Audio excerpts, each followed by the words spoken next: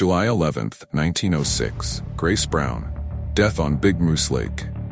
It is said that every year in the late afternoon of July 11th, the anniversary of the tragic death of Grace Brown, a blood-curdling scream disrupts the tranquility of Big Moose Lake. New York's Adirondack Mountains tower above millions of acres of wilderness, where narrow roads twist through forests of balsam fir, spruce, and cedar trees so thick in places the sky disappears completely.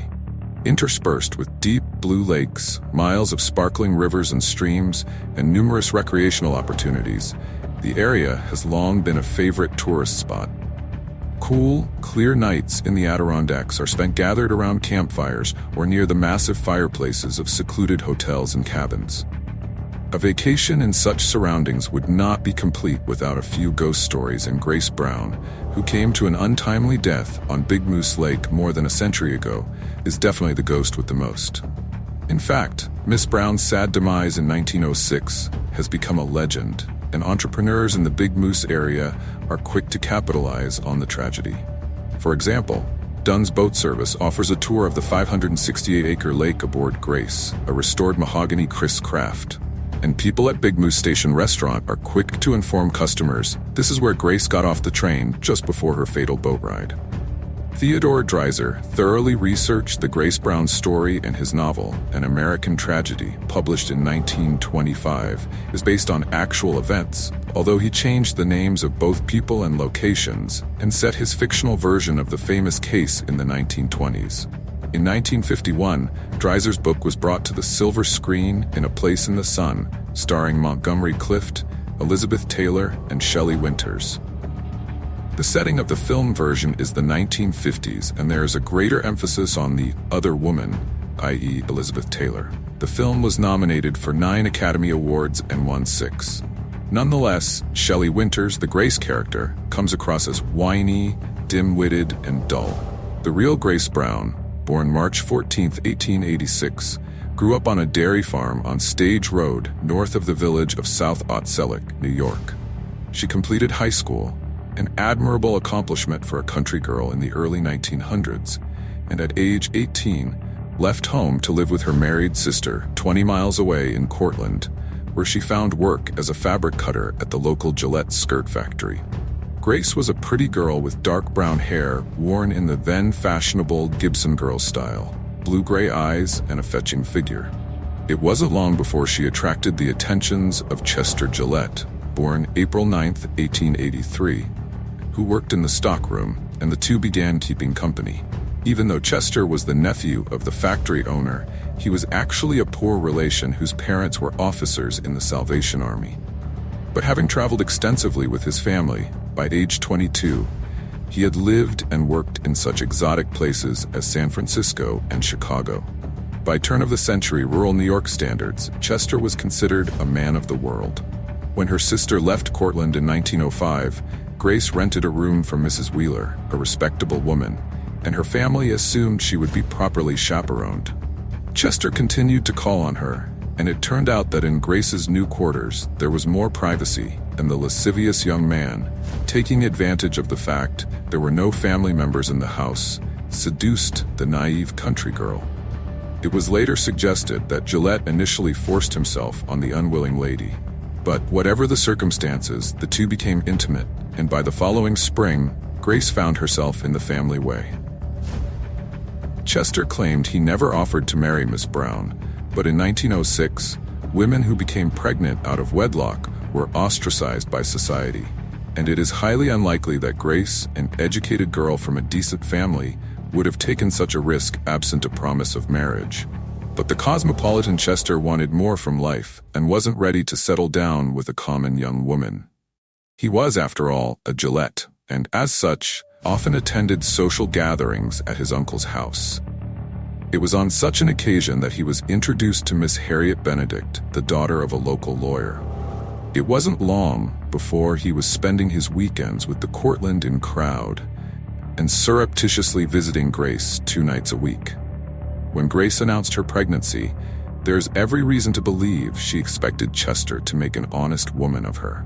She took a leave of absence from her job, and on June 15, 1906, went home to South Otselic, where she began sewing garments for her trousseau and writing daily letters to the man she loved. Meanwhile, back in Cortland, Chester was having a grand old time partying with his rich friends. He didn't even bother answering the first few letters from the woman who was carrying his child. Finally, however, when Grace telephoned him at the skirt factory and threatened to return to Cortland, Gillette realized the problem wasn't going away, so he scribbled a few lines explaining he could not get away before the 7th or 8th of July. Chester wrote infrequently, but Grace received letters from friends at the factory recounting her gentleman friend's indiscretions. Initially, Gillette postponed his meeting with Grace because he had made plans to meet Harriet Benedict at York Lake for the 4th of July holiday. He took his camera, and one of the photographs, reproduced below, depicts a somewhat pensive Chester sitting in a rowboat, oars in hand, a grim foreshadow of what was to come. Realizing he had to deal with the problem sooner or later, Chester signed out for vacation, requested an advance, and met Grace in DeRuyter, New York, Monday, July 9th, and the two began their journey north to the Adirondacks. They spent the nights of July 9-10 in hotel rooms along the way, and on the morning of Wednesday, July 11th, Grace donned a white short-sleeved blouse, light green skirt, and black silk jacket. A stylish summer straw hat completed her ensemble. The train arrived at the Glenmore Hotel, now demolished, on Big Moose Lake around 10:30 a.m., where Chester signed the register, Carl Graham, Albany, Grace Brown, South Otselic. They initially considered taking a steamboat tour, but instead rented a rowboat. The wooden boat Chester rented that day was a 17-foot Adirondack skiff. Prior to boarding, Chester left Grace at the dock and returned to the hotel, ostensibly to retrieve some of their things. He came back carrying his suitcase and tennis racket. Inexplicably, he did not bring Grace's straw hat, even though it was a sunny day and ladies of the early 1900s considered freckles and tanned faces unattractive. Robert Morrison, who rented Gillette the boat, watched him place the suitcase in the skiff and wondered why the young man did not leave it at the hotel. Chester and Grace rowed out onto Big Moose Lake and were soon out of sight. A little after 6 p.m., Mrs. Marjorie Carey and her husband in a boat in another part of the lake heard what Mrs. Carey later described as a piercing cry, very short, that seemed to come from the eastern shore of South Bay. Assuming it was just a group of youngsters engaged in high-spirited horseplay, the couple did not investigate. Around 8 o'clock that evening, 3 gentlemen met a young man on the road to Eagle Bay. One of them recalled the stranger, carried a suitcase in his hand, and was walking very fast. When the pair failed to return, Robert Morrison reported Grace and Carl Graham missing, and the following afternoon a boat was discovered floating upside down in Punky Bay, a part of South Bay, one of the lake's most isolated coves. A lady's black jacket was caught on the keel, and a man's straw hat and some magazines floated nearby. When Grace's body was brought to the surface, onlookers noticed clotted blood about the nose of the small, pale corpse, and dark blood drained from the nostrils as the girl was pulled aboard the steamer. There was also a gash on the swollen lips that exuded blood, and one of the lady's stockings had fallen down over her shoe.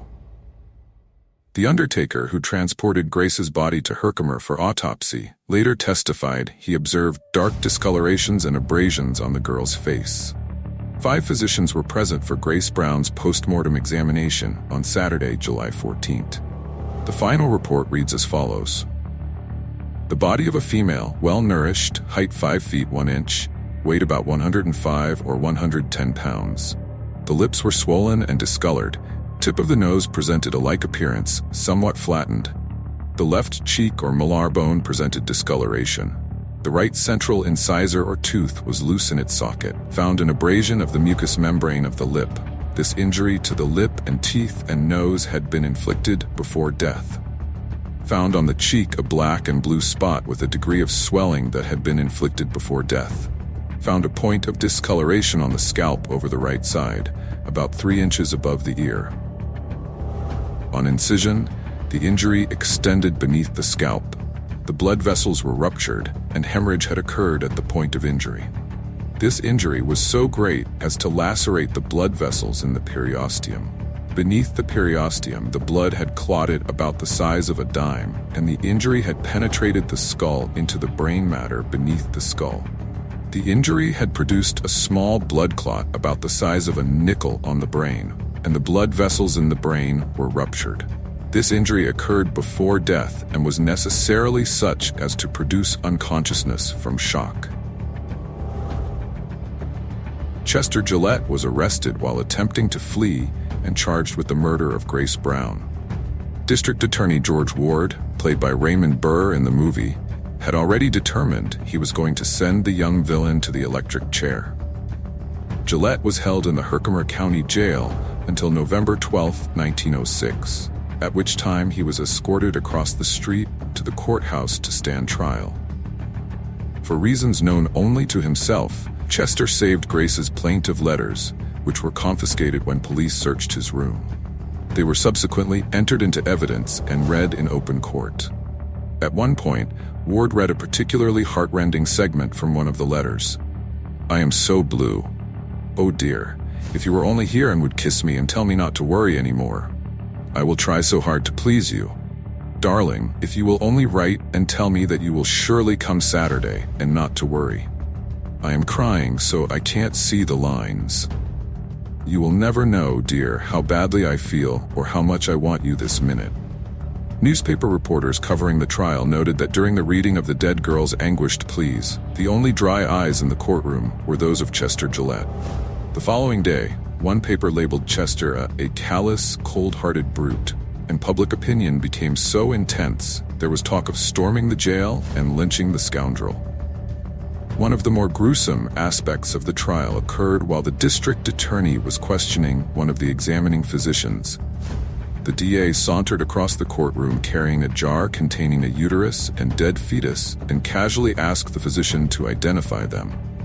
The doctor did so, explaining that during the autopsy, Miss Brown's womb and unborn child were removed from her body. There were many theories as to what happened in the boat on Big Moose Lake that warm July day.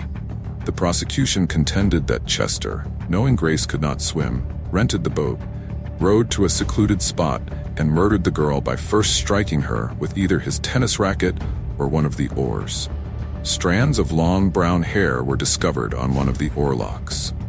After stunning her with a forceful blow to the head, Gillette shoved the lady overboard and watched her drown. He then proceeded to row ashore where, after removing the suitcase, turned the boat over and gave it a hefty push in the direction of the area where his lover and unborn child lay dead, in a thick layer of mud at the bottom of the cold, dark lake. There were others who believed Grace might have committed suicide by diving into the water during an argument in which Chester refused to marry her. But of all the possible scenarios, the least plausible was offered by Gillette himself. But the apparitions of the doomed couple do not confine themselves to the vicinity of the vintage courthouse in downtown Herkimer. Chester's spirit has been spotted at the now boarded-up building in Cortland that was once the Gillette skirt factory.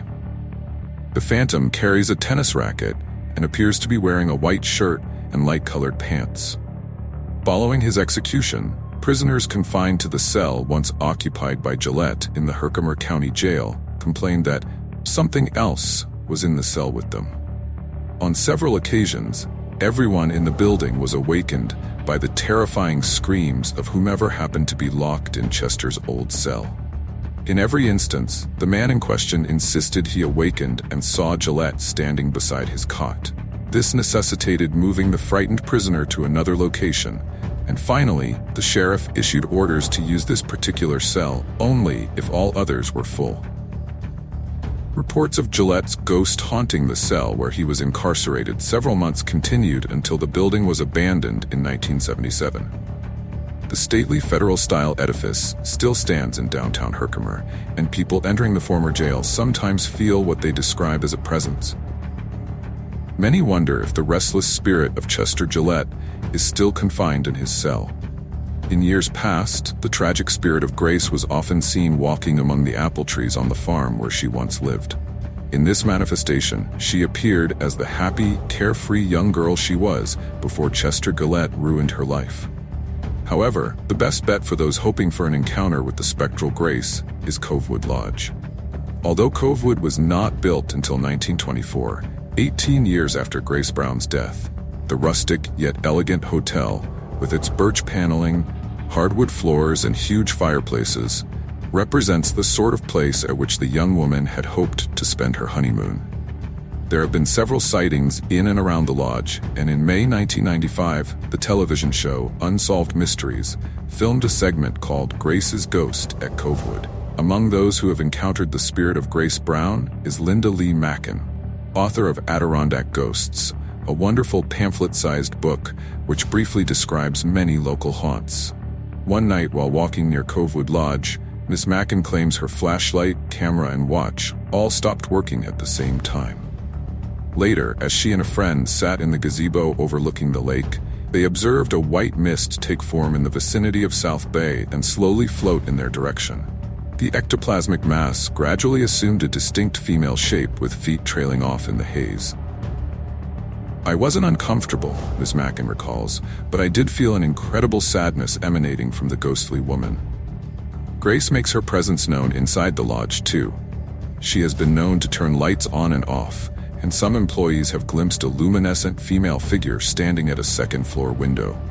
Also, when the lobby is deserted, guests coming in late at night sometimes see what one lady described as a vaporous girl in old-fashioned clothes, standing on the staircase landing.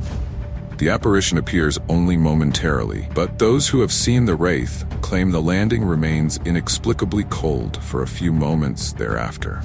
Jim Dunning, a guest at Covewood Lodge during the summer of 1999, routinely went for a daily dip in the frigid waters of Big Moose Lake a little before 6 a.m.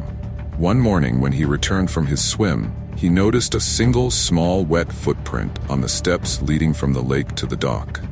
No one else was around, and there was only one footprint. Grace Brown suddenly came to mind, and he recalled she had been a petite lady. It was at that point, Dunning contends, that the hairs on the back of my neck stood up. Grace Brown has been dead more than 100 years, but as the sun sets over Big Moose Lake, one of the favorite topics of conversation is still whether or not Chester Gillette was guilty. The general consensus seems to be that the young rogue was guilty regardless of how Grace died, because even if she willfully jumped from the boat to her death, she would not have done so had Chester been a man of honor and accepted his responsibilities. Perhaps it is the continuing interest in the circumstances of her demise that continues to draw the melancholy spirit of Grace Brown to the location where her earthly life ended.